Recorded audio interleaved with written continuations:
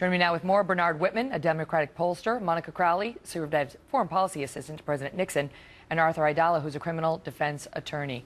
Bernard, your thoughts on it? You know, I thought it was disgusting, reprehensible, hateful.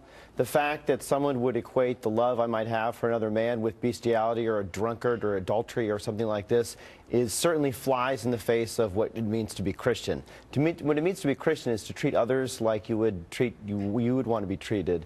And the fact that he came out with such vile speech is really reprehensible, and I applaud A&E for taking him off the show. You say he needs to be gone. But it's the United States of America, and this is what I fight for every day in the courtroom. When somebody actually may have committed a crime, and they're factually guilty, but under the laws of our nation, they are entitled to certain protections and to be prosecuted in a certain way. Well, you know what? There's something called the First Amendment, and A&E is entitled to make that statement. These are his statements. This is not A&E. I'm sorry. He's not entitled to be on TV. No, he is hate. No, that is disgusting. No, you're actually incorrect. He is not entitled to be on TV spewing hate. Listen, there is case law on this, very solid case law on this. He's allowed to give his court opinion. Of public opinion. Okay. But let me ask you this. Let me ask you this, because now he's gone, right? Indefinite hiatus. I don't know what that means. Is he ever coming back? Remains to be seen. But that will certainly shut down the debate.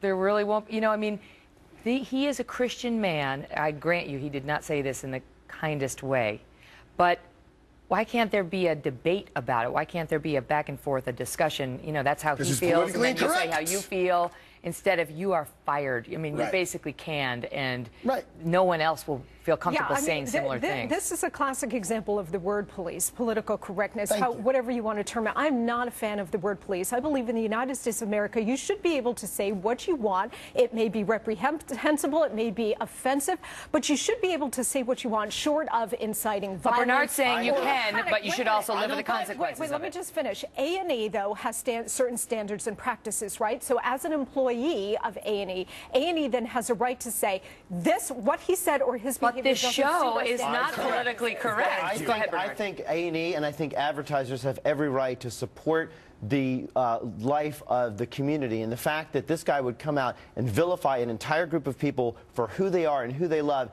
and nothing more is disgraceful and shameful. Let me ask you my question, Bernard. Let me ask you a question I was asking want to be associated with that type of But what about the notion of letting him say, this Christian guy, this is how he feels, right? Disagree or agree.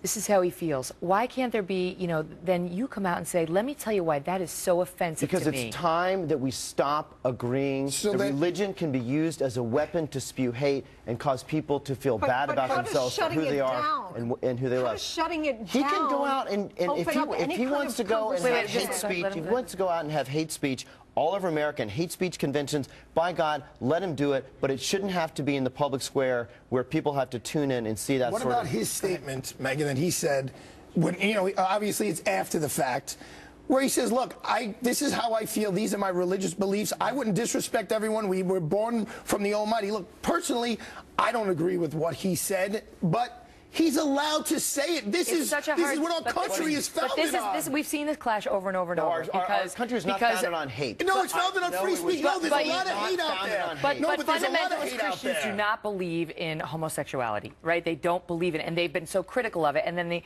gay and lesbian community has said that's intolerance, and then they say we are being intolerant of our religious beliefs, and we've seen this clash over and over and over, yet to be resolved. You can have your private beliefs, but they don't have to be aired on the public networks. Okay, I got to leave it at that.